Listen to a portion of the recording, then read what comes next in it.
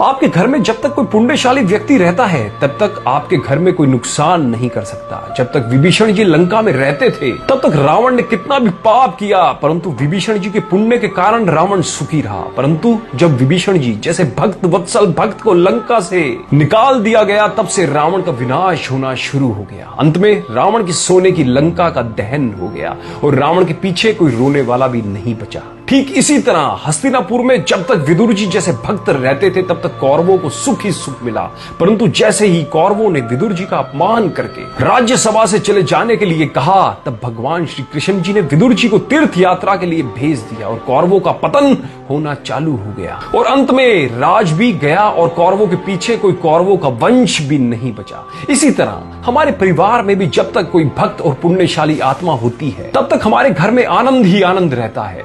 ईश्वर शास्त्र गुरु के प्रति समर्पित रहे। धर्म की जड़ जहां होगी वहां अशुभ कर्म आने से डरेंगे। कभी किसी का अपमान मत करिए, क्योंकि अपमान का घाव कभी नहीं भरता। हो सकता है आज आप जिसका अपमान कर रहे हैं कल उसी के सामने आपको झुकना पड़े।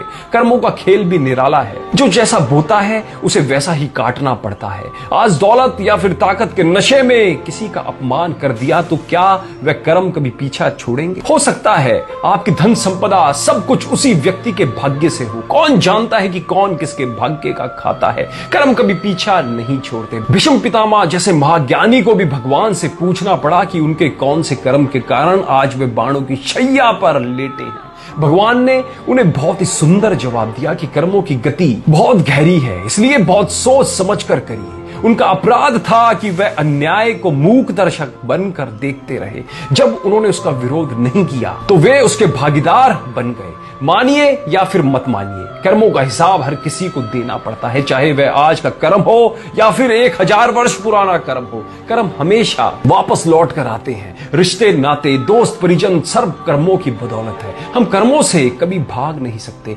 भगवान ने गीता में कहा है कि कर्मों की गति बड़ी गहन है। साधु हो या फिर संत सब इसके जाल में फंसे हुए हैं।